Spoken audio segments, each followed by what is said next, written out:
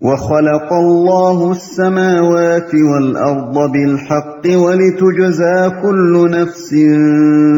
بِمَا كَسَبَتْ وَهُمْ لَا يُظْلَمُونَ۔ اللہ نے تو آسمانوں اور زمین کو برحق پیدا کیا ہے، اور اس لیے کیا ہے کہ ہر متنفس کو اس کی کمائی کا بدلہ دیا جائے، لوگوں پر ظلم ہرگز نہ کیا جائے گا۔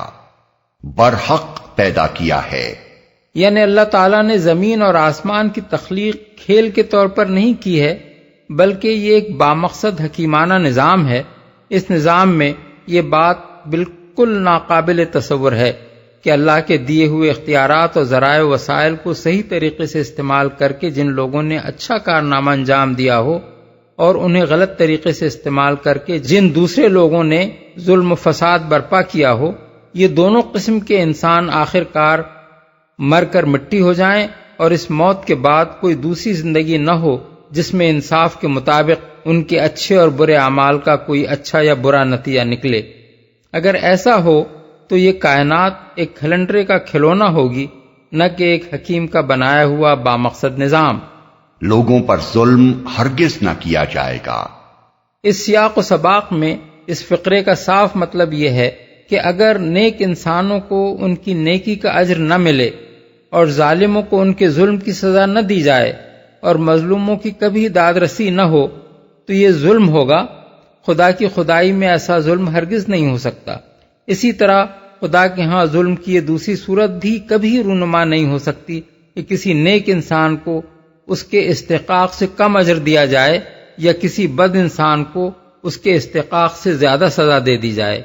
أَفَرَأَيْتَ مَنِ اتَّخَذَ إِلَٰهَهُ هَوَاهُ وَأَضَلَّهُ اللَّهُ عَلَىٰ عِلْمٍ وَخَتَمَ عَلَىٰ سَمْعِهِ وَقَلْبِهِ وَجَعَلَ عَلَىٰ بَصَرِهِ غِشَاوَةً فَمَن يَهْدِيهِ مِن بَعْدِ اللَّهِ افلا تذکرون۔ پھر کیا تم نے کبھی اس شخص کے حال پر بھی غور کیا جس نے اپنی خواہش نفس کو اپنا خدا بنا لیا، اور اللہ نے علم کے باوجود اسے گمراہی میں پھینک دیا، اور اس کے دل اور کانوں پر مہر لگا دی، اور اس کی آنکھوں پر پردہ ڈال دیا۔ اللہ کے بعد اب اور کون ہے جو اسے ہدایت دے؟ کیا تم لوگ کوئی سبق نہیں لیتے؟ اپنا خدا بنا لیا۔ خواہش نفس کو خدا بنا لینے سے مراد یہ ہے کہ آدمی اپنی خواہش کا بندہ بن کر رہ جائے، جس کام کو اس کا دل چاہے اسے کر گزرے، خواہ خدا نے اسے حرام کیا ہو، اور جس کام کو اس کا دل نہ چاہے اسے نہ کرے، خواہ خدا نے اسے فرض کر دیا ہو۔ جب آدمی اس طرح کسی کی اطاعت کرنے لگے تو اس کے معنی یہ ہیں کہ اس کا معبود خدا نہیں ہے، بلکہ وہ ہے جس کی وہ اس طرح اطاعت کر رہا ہے، قطع نظر اس سے کہ وہ زبان سے اس کو اپنا الہ اور معبود کہتا ہو یا نہ کہتا ہو، اور اس کا بت بنا کر اس کی پوجا کرتا ہو یا نہ کرتا ہو۔ اس لیے کہ ایسی بے چون و چرا اطاعت ہی اس کے معبود بن جانے کے لیے کافی ہے، اور اس عملی شرک کے بعد ایک آدمی صرف اس بنا پر شرک کے جرم سے بری نہیں ہو سکتا کہ اس نے اپنے اس مطاع کو زبان سے معبود نہیں کہا ہے اور سجدہ اس کو نہیں کیا ہے۔ اس آیت کی یہی تشریح دوسرے اکابر مفسرین نے بھی کی ہے۔ ابن جریر اس کا مطلب یہ بیان کرتے ہیں کہ اس نے اپنی خواہش نفس کو معبود بنا لیا۔ جس چیز کی نفس نے خواہش کی اس کا ارتکاب کر گزرا، نہ اللہ کے حرام کیے ہوئے کو حرام کیا، نہ اس کے حلال کیے ہوئے کو حلال کیا۔ ابو بکر جساس اس کے معنی یہ بیان کرتے ہیں کہ وہ خواہش نفس کی اس طرح اطاعت کرتا ہے جیسے کوئی خدا کی اطاعت کرے۔ زمخشری اس کی تشریح یوں کرتے ہیں کہ وہ خواہش نفس کا نہایت فرما بردار ہے،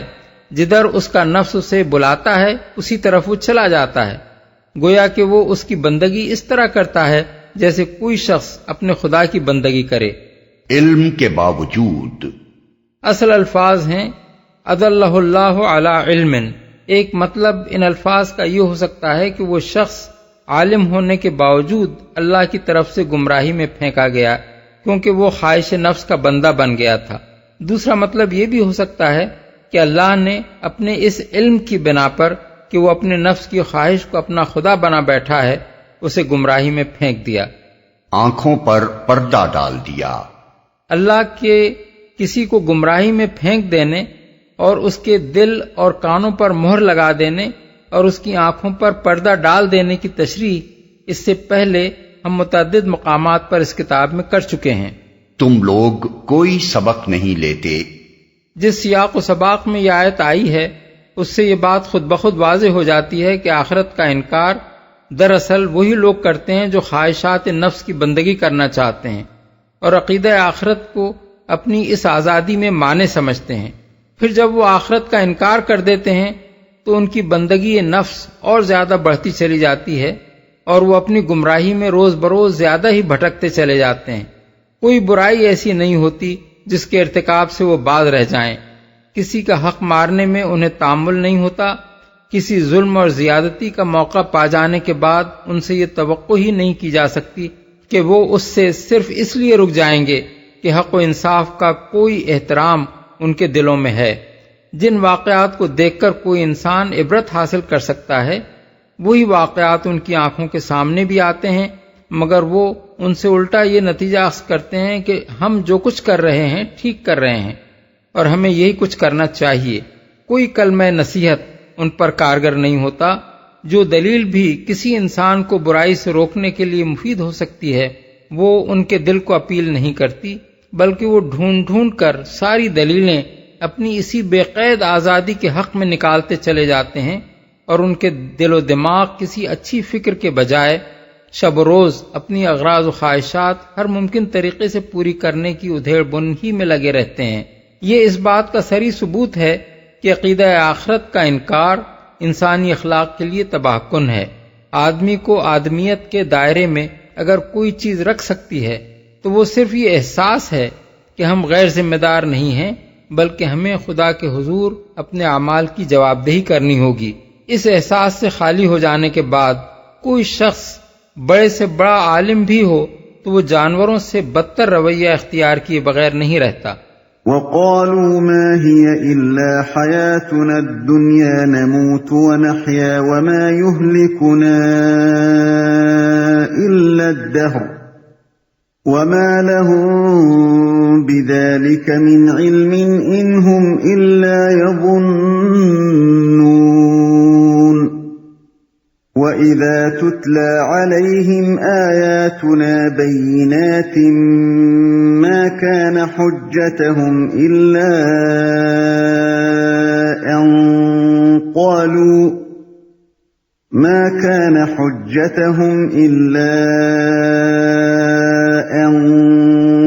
ائْتُوا بِآبَائِنَا إِن كُنتُمْ صَادِقِينَ۔ یہ لوگ کہتے ہیں کہ زندگی بس یہی ہماری دنیا کی زندگی ہے، یہی ہمارا مرنا اور جینا ہے، اور گردش ایام کے سوا کوئی چیز نہیں جو ہمیں ہلاک کرتی ہو۔ در حقیقت اس معاملے میں ان کے پاس کوئی علم نہیں ہے، یہ محض گمان کی بنا پر یہ باتیں کرتے ہیں، اور جب ہماری واضح آیات انہیں سنائی جاتی ہیں تو ان کے پاس کوئی حجت اس کے سوا نہیں ہوتی کہ اٹھا لاؤ ہمارے باپ دادا کو اگر تم سچے ہو۔ گمان کی بنا پر یہ باتیں کرتے ہیں، یعنی کوئی ذریعہ علم ایسا نہیں ہے جس سے ان کو بتحقیق یہ معلوم ہو گیا ہو کہ زندگی کے بعد انسان کے لیے کوئی دوسری زندگی نہیں ہے، اور یہ بات بھی انہیں معلوم ہو گئی ہو کہ انسان کی روح کسی خدا کے حکم سے قبض نہیں کی جاتی ہے، بلکہ آدمی محض گردش ایام سے مر کر فنا ہو جاتا ہے۔ منکرین آخرت یہ باتیں کسی علم کی بنا پر نہیں بلکہ محض گمان کی بنا پر کرتے ہیں۔ علمی حیثیت سے اگر وہ بات کریں تو زیادہ سے زیادہ جو کچھ کہہ سکتے ہیں وہ بس یہ ہے کہ ہم نہیں جانتے کہ مرنے کے بعد کوئی زندگی ہے یا نہیں، لیکن یہ ہرگز نہیں کہہ سکتے کہ ہم جانتے ہیں کہ اس زندگی کے بعد کوئی دوسری زندگی نہیں ہے۔ اسی طرح علمی طریقے پر وہ یہ جاننے کا دعویٰ نہیں کر سکتے کہ آدمی کی روح خدا کے حکم سے نکالی نہیں جاتی ہے، بلکہ وہ محض اسی طرح مر کر ختم ہو جاتا ہے جیسے ایک گھڑی چلتے چلتے رک جائے۔ زیادہ سے زیادہ جو کچھ وہ کہہ سکتے ہیں وہ صرف یہ ہے کہ ہم ان دونوں میں سے کسی کے متعلق یہ نہیں جانتے کہ فی الواقع کیا صورت پیش آتی ہے۔ اب سوال یہ ہے کہ جب انسانی ذرائع علم کی حد تک زندگی بعد موت کے ہونے یا نہ ہونے اور قبض روح واقع ہونے یا گردش ایام سے آپ مر جانے کا یکساں احتمال ہے، تو آخر کیا وجہ ہے کہ یہ لوگ امکان آخرت کے احتمال کو چھوڑ کر حتمی طور پر انکار آخرت کے حق میں فیصلہ کر ڈالتے ہیں؟ کیا اس کی وجہ اس کے سوا کچھ اور ہے کہ دراصل اس مسئلے کا آخری فیصلہ وہ دلیل کے بنا پر نہیں بلکہ اپنی خواہش کی بنا پر کرتے ہیں؟ چونکہ ان کا دل یہ نہیں چاہتا کہ مرنے کے بعد کوئی زندگی ہو اور موت کی حقیقت نیستی اور عدم نہیں بلکہ خدا کی طرف سے قبض روح ہو، اس لیے وہ اپنے دل کی مانگ کو اپنا عقیدہ بنا لیتے ہیں اور دوسری بات کا انکار کر دیتے ہیں۔ واضح آیات انہیں سنائی جاتی ہیں، یعنی وہ آیات جن میں آخرت کے امکان پر مضبوط عقلی دلائل دیے گئے ہیں اور جن میں یہ بتایا گیا ہے کہ اس کا ہونا عین حکمت و انصاف کا تقاضا ہے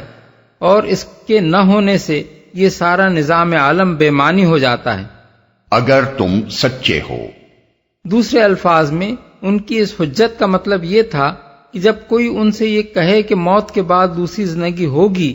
تو اسے لازماً قبر سے ایک مردہ اٹھا کر ان کے سامنے لے آنا چاہیے،